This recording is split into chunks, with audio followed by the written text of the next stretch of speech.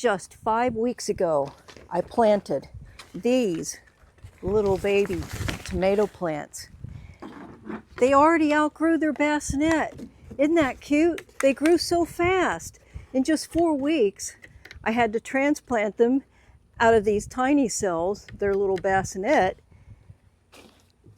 into playpens. And this is where they'll stay for the next 3 or 4 weeks until they're ready to go out into the garden. It's so easy to transplant those tender, tiny little tomato plants. I'm going to show you just how easy it is. And I'm going to give you a couple of tips that you can do from this stage until it's time to transplant, so that they're going to go out in that big playground, my garden, and they'll be strong and healthy when I transplant them. All I have needs, I have not provided. It's the middle of February, and these little tomato seedlings that I started just 5 weeks ago are ready to be potted up into here, as well as all those pots over there. The soil that I'm using is a mixture of peat moss and really rich soil from my garden. The little seedlings are really leggy, and what I'm doing is burying them as far up that stem as I possibly can. Little roots will start growing all along that stem. We bury them as far up to the leaves as I possibly can. So because I think my space is limited here and in the garden, I'm just going to start out by choosing the nicest looking ones and transfer them down here. Now I dig down as far as I can with this old spoon here, and then you just lift out. You don't need to worry about lifting the whole thing. If you're gentle, they'll forgive you. So now I'm just going to plant that down as far as I can. Take this extra soil here and plant it as far up the stem as I can.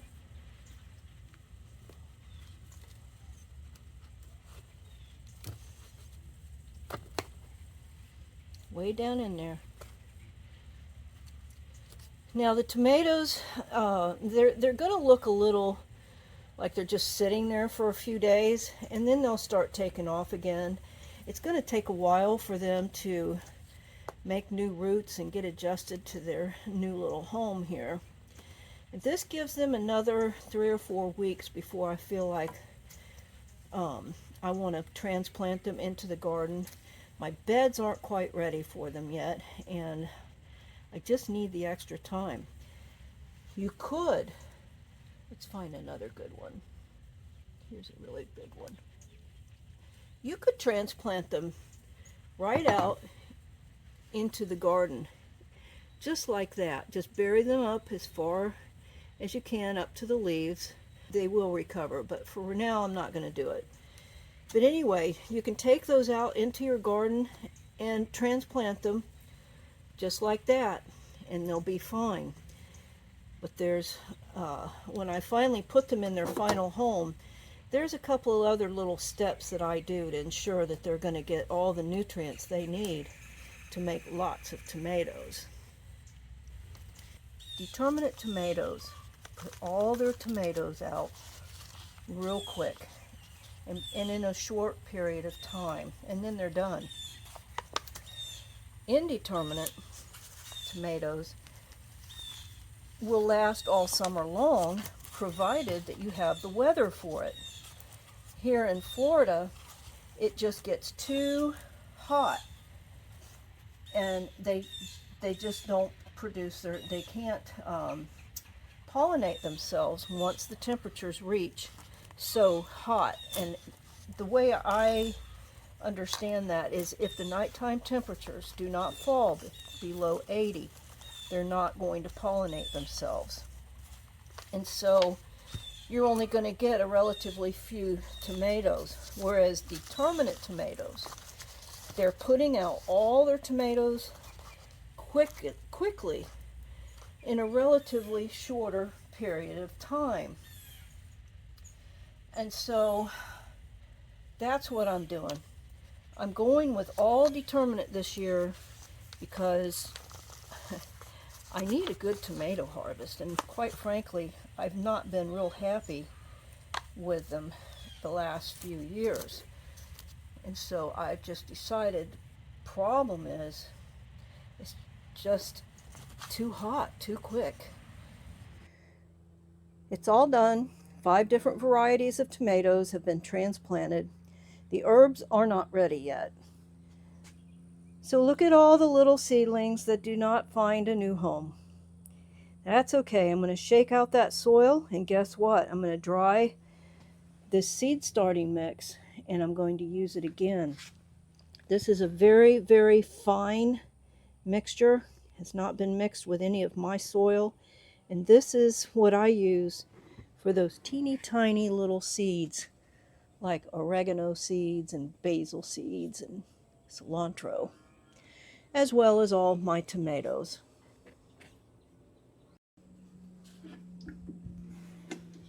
Don't forget to water them in.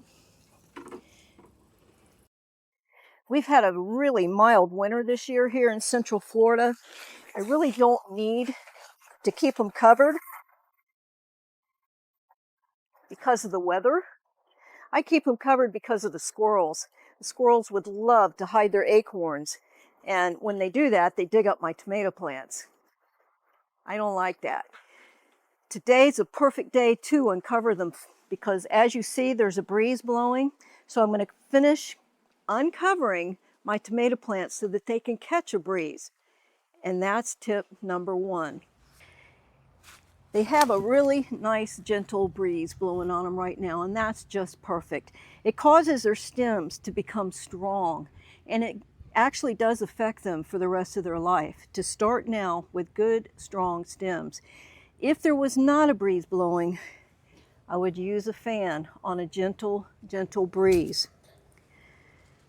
That's tip number 1. And the second thing that I do while they're in their playpens, I give them a boost. This is Bacillus ameloquafaciens strain F727 and some spent fermentation media. Just give it a good shake. It only takes a tablespoon per gallon. Now that's not going to take a gallon. So I've got about a half a gallon in here. I'm going to put a half a tablespoon in there. And the reason why is you can't save it. It dies. So it needs to go right into the soil and onto the plants where it starts to multiply. And in that multiplication process somehow or other, and I'm being very unscientific, but and I can't be scientific because I'm not a scientific person, but it gives the plants a little boost, kind of like when we take acidophilus. So I think this capful is about a half a tablespoon. Oh, and you do want to keep this in a cool place. You don't want to store it out in your shed, especially here in Florida where it gets really, really hot. Okay, I hate this when you can't open the lids. What, don't you do that too? And it's still, there we go. Okay, half a tablespoon. I think that's less than a capful.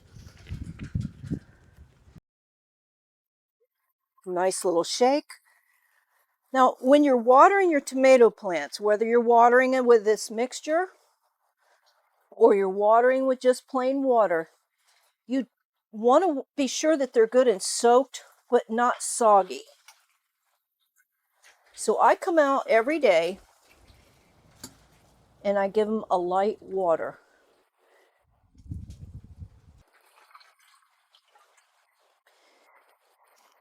And then about once a week, I give them a boost.